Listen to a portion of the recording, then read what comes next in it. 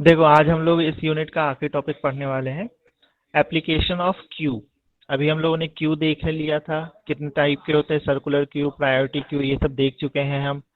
Plus उसके representation देख चुके हैं एरेज की मदद से, लिंक लिस्ट की मदद से और स्टैक की मदद से।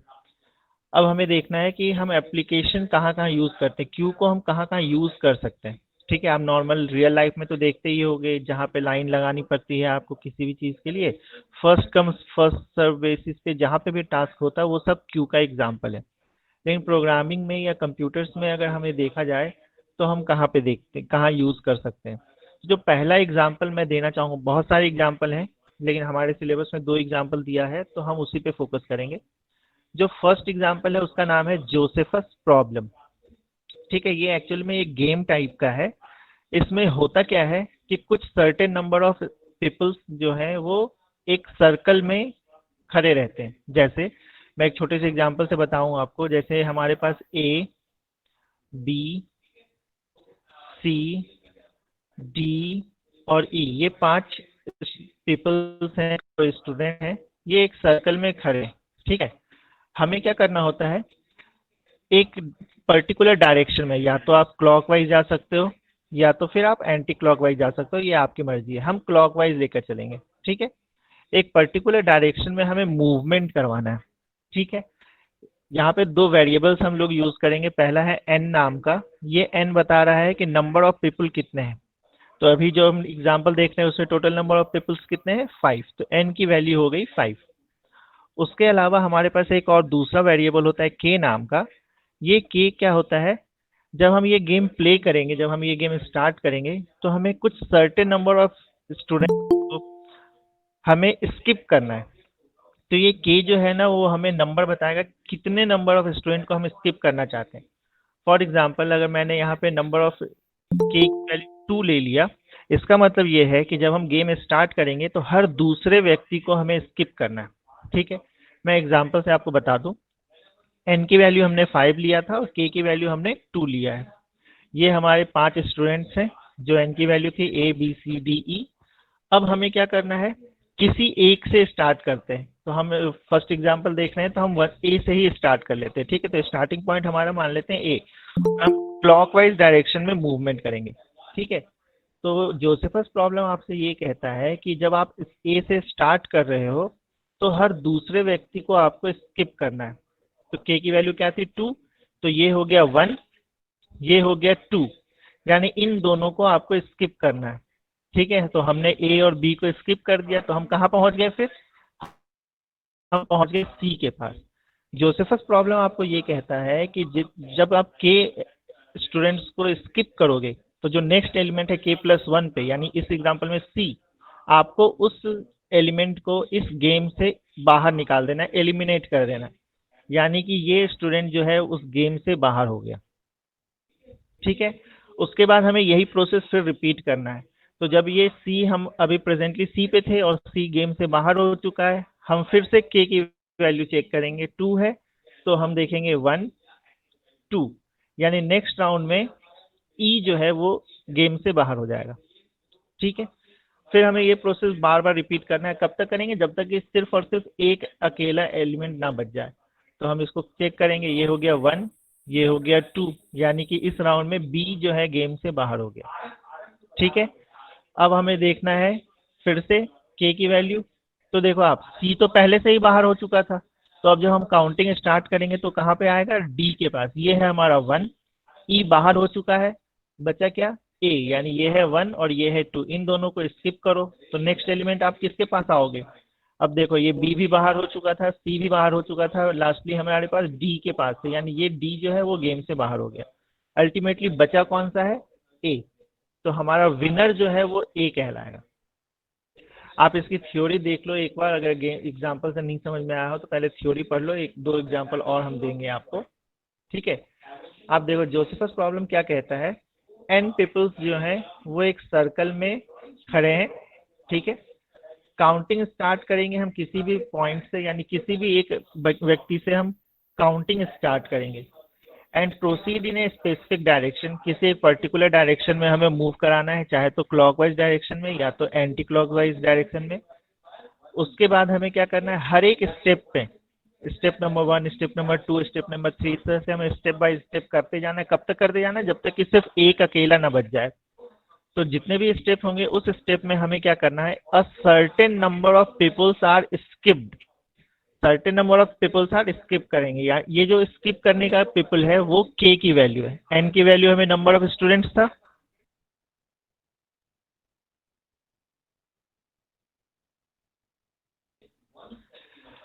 एन की वैल्यू क्या थी, नंबर ऑफ स्टूडेंट्स जो वेट कर रहे हैं, जो गेम खेल रहे हैं। और के की वैल्यू क्या है, सर्टेन नंबर ऑफ पीपल्स जिन्हें हमें स्किप करना है।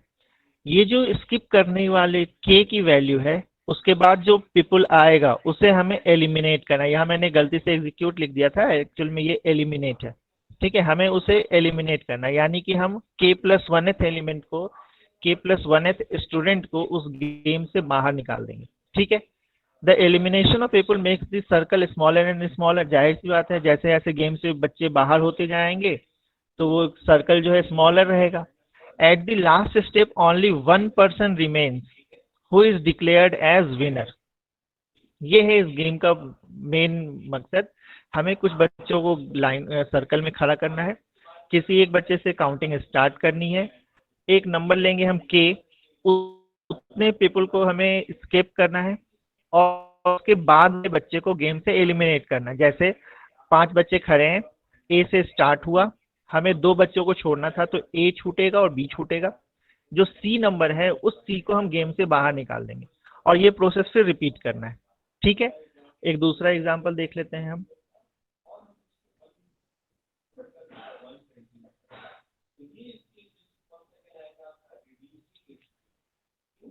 आगे भी थोड़ा थ्योरी था, देख लो। If there are N number of people, ठीक है, जो हमारे गेम खेल रहे हैं, and at and a number k which indicates that k minus 1 people are skipped and kth person is eliminated. ठीक है, then the problem is to choose a position in initial circle so that the given person becomes the winner. खैर इस पे हम लोग थोड़ी देर से आते हैं, ये क्या कह रहा है लास्ट वाली लाइन। ठीक है, इस लास्ट वाली लाइन का मतलब क्या है वो मैं बताऊंगा अभी थोड़ी देर से। हम एक एग्जांपल देख लें फिर से।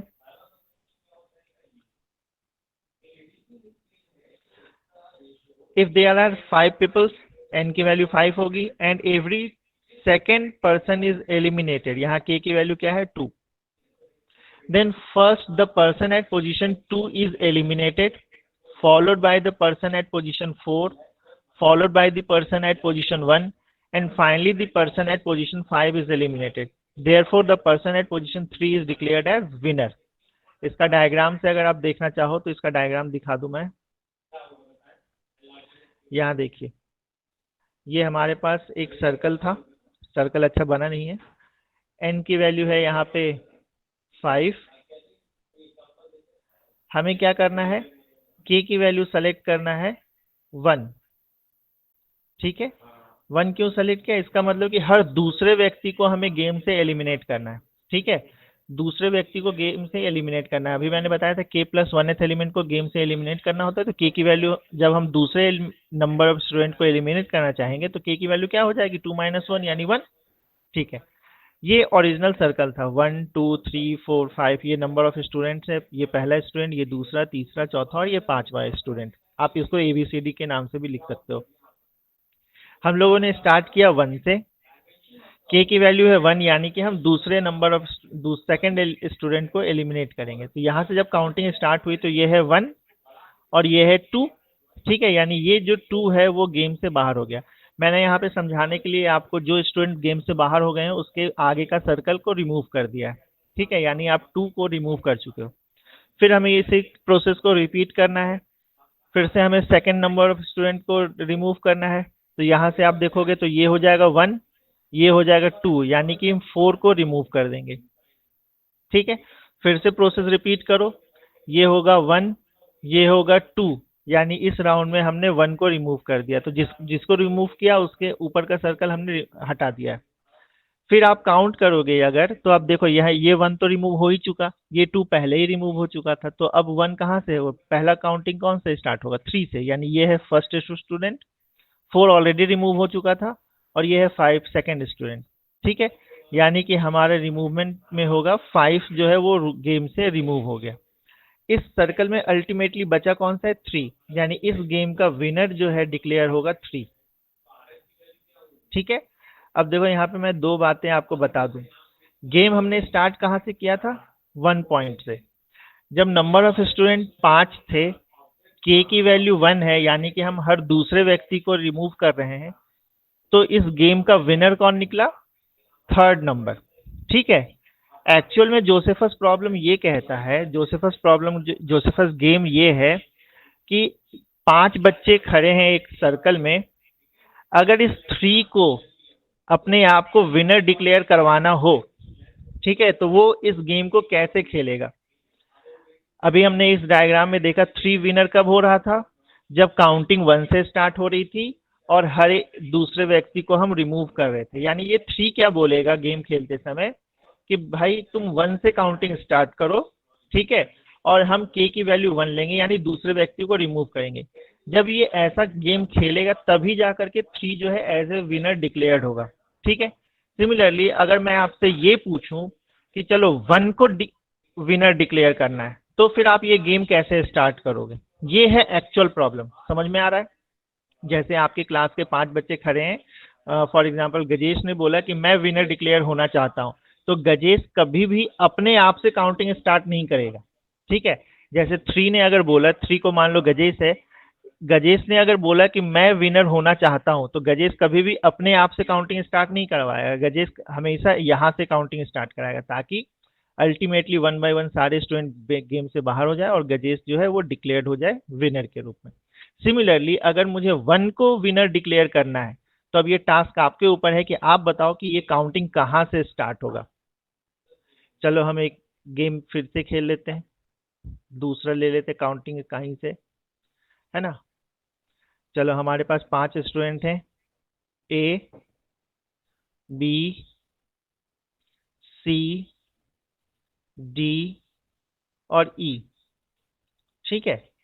अभी हमने जो है काउंटिंग 1 से स्टार्ट किया था, 1 जो है वो ए मान लो। अब हम लोग क्या करते हैं, सी से काउंटिंग स्टार्ट कर देते हैं। ठीक है। और वैल्यू वही है, एन की वैल्यू 5 है अभी भी, और के की वैल्यू जो है वो 1 है, यानी हर दूसरे व्यक्ति को हम गेम से रिमूव करेंगे। काउंटिंग कहाँ से स्टार्ट किया? सी से। तो ये जब सी है, यहां से काउंटिंग स्टार्ट किया, तो ये है 1, ये है 2, यानी हम इसको गेम से बाहर निकाल देंगे। ठीक है। सेकेंड स्टेप में क्या होगा? ये है 1, ये है 2, यानी ये जो है वो गेम से बाहर निकल गया। थर्ड स्टेप में क्या होगा? ये वाला है 1, ये है 2, यानी ये गेम से बाहर निकल गया। उसके बाद के राउंड में क्या करेंगे? ये तो पहले ही बाहर निकल चुका था, तो 1 होगा ये और 2 होगा ये, यानी बी जो है वो गेम से बाहर हो गया। तो विनर कौन बचा? ई। यानी अगर डी हम क्लॉकवाइज डायरेक्शन में मूवमेंट करेंगे, ठीक है, एन की वैल्यू 5 है और के की वैल्यू जो है वो 1 रखा है। के की वैल्यू 1 का मतलब हम हर दूसरे व्यक्ति को गेम से बाहर निकालने वाले हैं। इस बार हम काउंटिंग जो है 1 से, सी से स्टार्ट करेंगे। तो सी से स्टार्ट करोगे तो ये नंबर 1 होगा फर्स्ट स्टूडेंट, ये होगा सेकंड स्टूडेंट, के की वैल्यू 1 है, इसका मतलब हमें डी को गेम से रिमूव करना होगा। ठीक है। नेक्स्ट स्टेप में हम क्या करेंगे? काउंटिंग फिर से स्टार्ट करेंगे। ये 1 होगा, ये 2 होगा, यानी कि हम इस ए को गेम से बाहर निकाल देंगे। अगले राउंड में बी होगा 1, सी होगा 2, यानी ये सी जो है गेम से बाहर हो गया। उसके बाद वाले राउंड में आप देखो तो डी जो है पहले ही गेम से बाहर हो चुका है, तो इसको हम 1 नहीं बोल सकते। 1 होगा ई और 2 होगा बी, यानी इस बी को हम गेम से बाहर निकाल दें। तो लास्टली बचा कौन सा हमारे पास? ई। यानी कि अगर हमने सी से काउंटिंग स्टार्ट किया है तो विनर कौन निकलेगा? ई निकलेगा। इसी तरह से हमें ये गेम आगे बढ़ाना है, और इस 5 स्टूडेंट में से अगर ई को विनर सेलेक्ट होना होता, अगर ई अपने आप को विनर डिक्लेयर करवाना चाहता, तो वो हमेशा बोलता कि सी तुम अपने से स्टार्ट करो गेम, और हर दूसरे व्यक्ति को हम गेम से बाहर निकालेंगे। तो लास्टली विनर कौन डिक्लेयर हो जाता है? ई। तो जोसेफस प्रॉब्लम आपसे यही कहता है कि इस गेम को हम किस तरह से खेलें जिससे कि एक पर्टिकुलर स्टूडेंट जो है, एक पर्टिकुलर पीपल जो है वो विनर डिक्लेयर्ड हो जाए। अभी जो मैंने एक लाइन ऊपर बोला था कि मैं बाद में बताऊंगा, वो यही है। यहाँ देखो, इसमें हम लोगों ने क्या कहा है, if there are n people and a number k which indicate k minus 1 people are skipped and kth person is eliminated, then the problem is to choose a position in the initial circle so that a given person becomes the winner.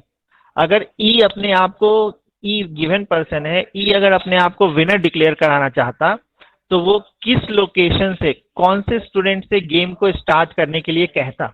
ये है हमारा actual problem. ठीक है, समझ में आया।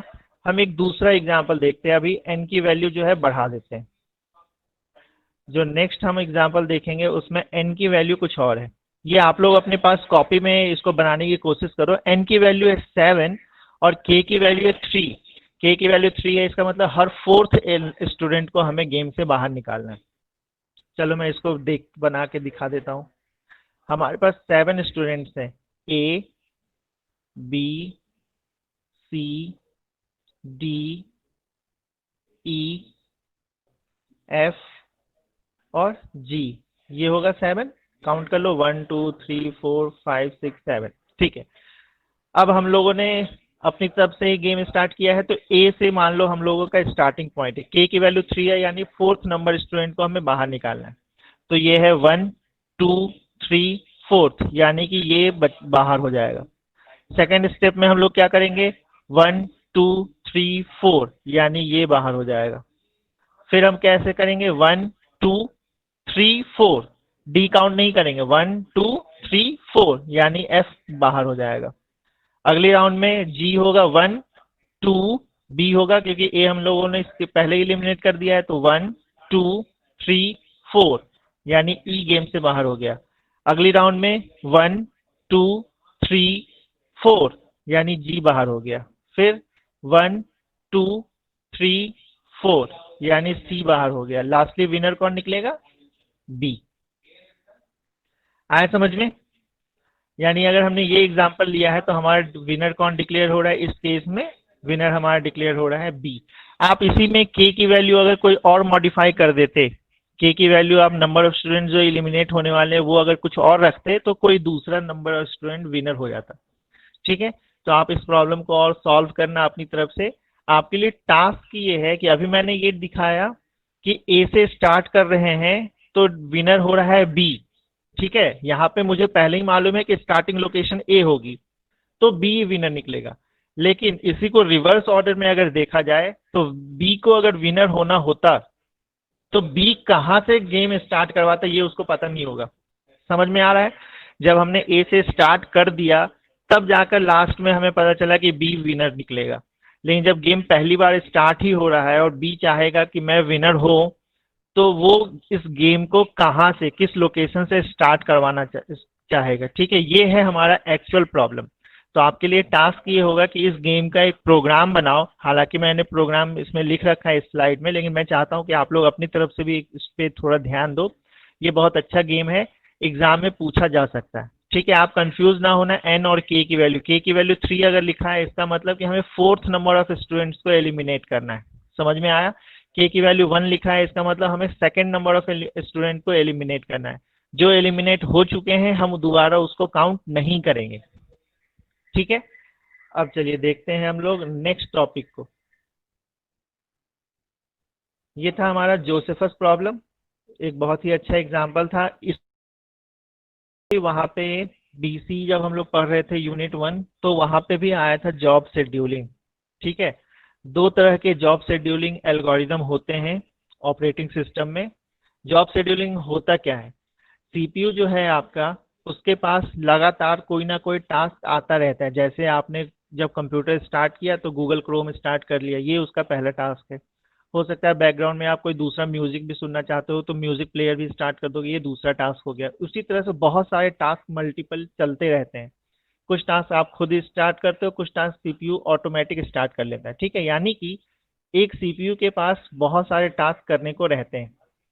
अब problem ये है कि हम कौन से टास्क को पहले प्रोसेस करें, उसको हम लोग कहते हैं जॉब शेड्यूलिंग। जॉब शेड्यूलिंग बहुत तरह के होते हैं। हम लोगों ने फर्स्ट ईयर में भी देखा था, एक राउंड रॉबिन नाम का पढ़ा था, एफसीएफएस भी पढ़ा था। तो उसमें से जो है हम FCFS को करने वाले हैं अभी। FCFS का फुल फॉर्म क्या है? First come first serve. यानी वो टास्क, वो जॉब जो पहले आया था, उस टास्क को हम पहले प्रोसेस करेंगे। ठीक है, ये FCFS जॉब है। जो एल्गोरिदम्स होते हैं जॉब शेड्यूलिंग के, बहुत सारे अलग अलग हैं। उनको हम ब्रॉडली दो टाइप में डिवाइड कर सकते हैं। एक होता है प्रिमिटिव और दूसरा होता है नॉन प्रिमिटिव। मैं शॉर्ट में लिख देता हूं, पहला होता है प्रिमिटिव और दूसरा होता है नॉन प्रिमिटिव। इसको एक बार फिर से देख लें, हम लोग ऑलरेडी इसको जानते हैं, फिर भी मैं एक बार रिवाइज करा दूं। प्रिमिटिव एल्गोरिदम और non primitive algorithm. Non primitive algorithm वो एल्गोरिदम होते हैं जिसमें सीपीयू ने अगर किसी एक पर्टिकुलर टास्क को एग्जीक्यूट करना स्टार्ट कर दिया, तो जब तक वो टास्क कंप्लीट नहीं होगा, सीपीयू किसी और टास्क को कंप्लीट करने नहीं जाएगा।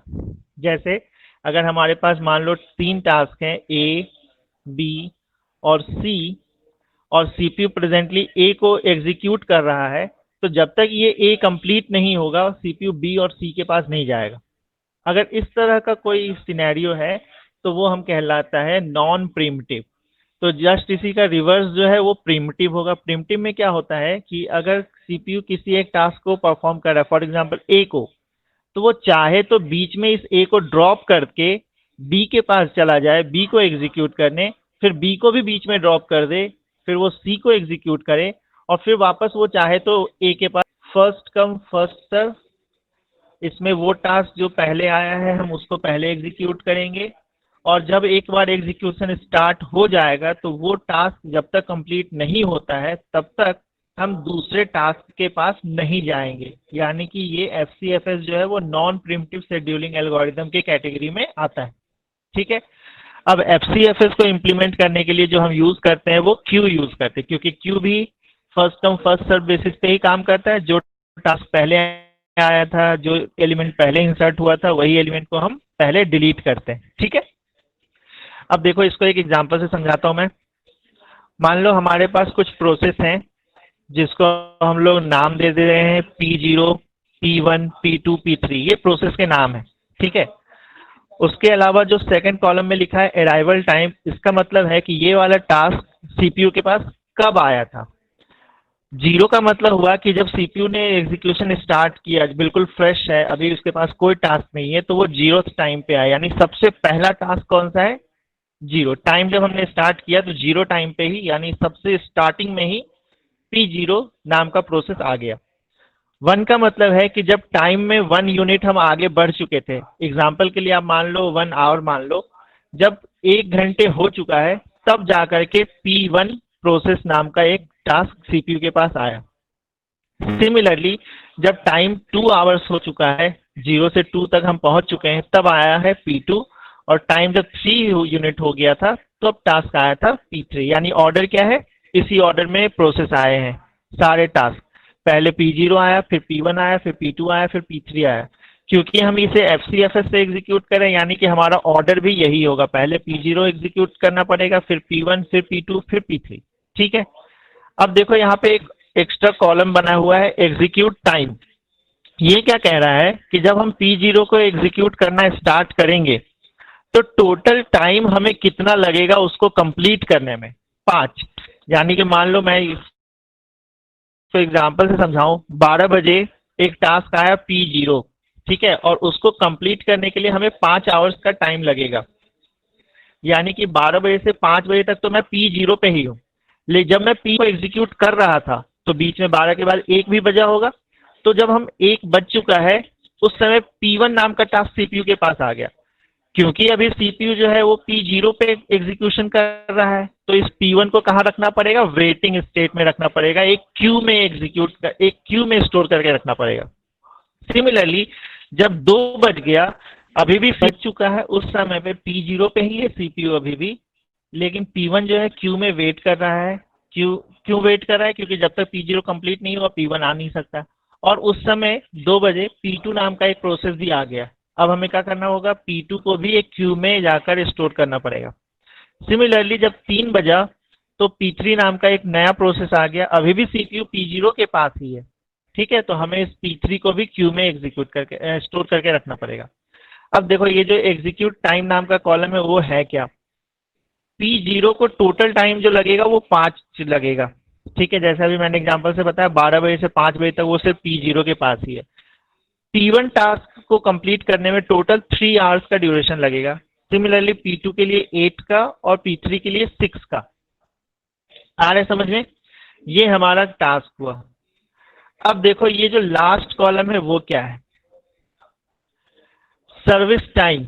हम ये कैलकुलेट करते हैं। ठीक है, ये तीनों चीजें हमें दी हुई हो सकती है। सर्विस टाइम हम कैलकुलेट करेंगे। कैसे कैलकुलेट करते हैं, जब P0 आया तो उसको सीपीयू स्टार्ट करने के लिए कितना देर वेट करने के लिए बोला, बिल्कुल नहीं बोला है वेट करने के लिए, क्योंकि जैसे ही सीपीयू स्टार्ट हुआ था P0 आ गया और P0 पे काम स्टार्ट हो गया, तो इसका सर्विस टाइम जो है वो 0 होगा। ठीक है, इसको बिल्कुल वेट नहीं करना पड़ा। इस P1 के सर्विस टाइम के लिए अगर आप देखो तो इस P1 को टोटल कितने देर वेट करना पड़ा सर्विस होने के लिए, सर्विस स्टार्ट करने के लिए कितने देर वेट करना पड़ा। P1 तब तक स्टार्ट नहीं होगा जब तक P0 कंप्लीट ना हो जाए, और P0 के लिए हमें टोटल 5 आवर्स का ड्यूरेशन लगेगा, यानी P1 को स्टार्ट होने के लिए 5 यूनिट तक वेट करना पड़ रहा है सर्विस स्टार्ट करने के लिए। ठीक है, सिमिलरली P2 को कितना लगेगा, P2 को पहले P0 होगा 5 यूनिट तक, फिर P1 होगा 3 यूनिट तक, तब जाकर के P2 स्टार्ट होगा, यानी P2 को टोटल कितना लगेगा 5 + 3 8 का। सिमिलरली P3 को कितना लगेगा 5 + 3 + 8 यानी 16 का। यानी P3 को स्टार्ट होने के लिए 16 यूनिट ऑफ टाइम वेट करना पड़ रहा है। ठीक है, ये हमने कैलकुलेट किया। अभी जो नेक्स्ट है, हम इसको सॉल्व कैसे करते हैं, तो हमारे पास एक गैंट चार्ट होता है, हम लोगों ने फर्स्ट ईयर में भी देखा था। गैंट चार्ट हम बनाते हैं, ये है हमारा गैंट चार्ट। टाइम जब 0 था तो सीपीयू ने P0 को स्टार्ट किया, और P0 कहाँ से कहाँ तक चलेगा 5 यूनिट तक, हम लोगों ने यहाँ पे P0 लिख दिया। जब टाइम 5 यूनिट हो चुका है उस समय पे हम P1 को स्टार्ट करेंगे, और P1 चलेगा 3 यूनिट और, यानी टाइम हो जाएगा उस समय 8 जब टाइम हो जाएगा तब हम स्टार्ट करेंगे P2 को, और P2 को खुद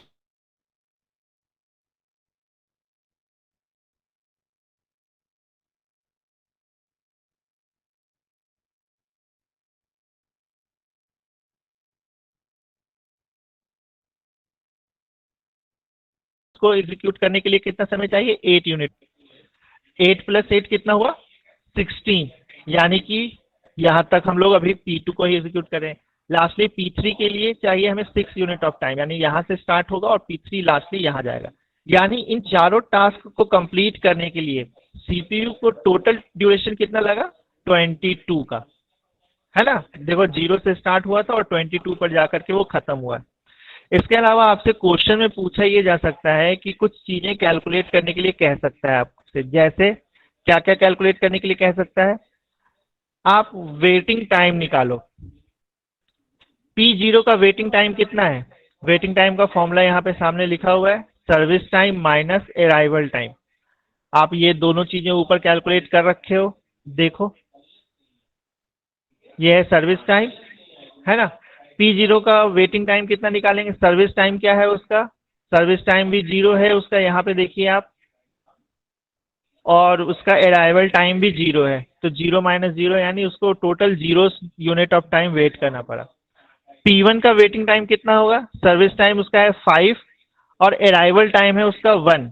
इसको एक्चुअल में वेट कितना करना पड़ा, इसको एक्चुअल में वेट करना पड़ा 4। अब आप बोलोगे सर ये 4 क्यों आया, देखो जब वो P0 एग्जीक्यूट हो रहा था, P0 एक कंप्लीट हो चुका था, उसका 1/5 पार्ट कंप्लीट हो चुका है, तब जाकर के P1 आया था। यानी P1 को अल्टीमेटली वेट कितना करना पड़ा 4 यूनिट ऑफ टाइम ही वेट करना पड़ा। सिमिलरली P2 के लिए निकालो आप, सर्विस टाइम है उसका 8 और उसका अराइवल टाइम है 2, तो उसका वेटिंग टाइम कितना होगा 6, और P3 के लिए भी कैलकुलेट करोगे तो 16 - 3 यानी 13। ये हम लोगों ने वेटिंग टाइम निकाला इंडिविजुअल सारे प्रोसेसेस का। अगर आपसे ये कहा जाए कि एवरेज वेटिंग टाइम क्या है, तो आप इसका एवरेज निकाल दो। एवरेज वेटिंग टाइम का फॉर्मूला यहाँ पे आपको दिख रहा होगा। सारे वेटिंग टाइम को ऐड कर दो, 0 + 4 + 6 + 3, और टोटल प्रोसेसेस से डिवाइड कर दो, यानी एवरेज वेटिंग टाइम आया आपको 5.75। इस तरह के क्वेश्चन आपसे एग्जाम में पूछे जा सकते हैं। ठीक है, कि आपको एक दिया हुआ रहेगा न्यूमेरिकल में ये वाला टेबल इतना, ठीक है, और आपसे बोलेगा कि आप इसका एवरेज वेटिंग टाइम मुझे निकालो। तो आप जब एवरेज वेटिंग टाइम निकालोगे तो सबसे पहले आपको सर्विस टाइम निकालना पड़ेगा। गैंट चार्ट भी बना दो, अच्छी बात है। फिर आपको सभी का वेट टाइम निकालना पड़ेगा। जब आप वेट टाइम निकाल लोगे, फिर उसका एवरेज निकालोगे, तब जाकर के आपको एवरेज वेटिंग टाइम पता चलेगा। ठीक है, इस तरह के न्यूमेरिकल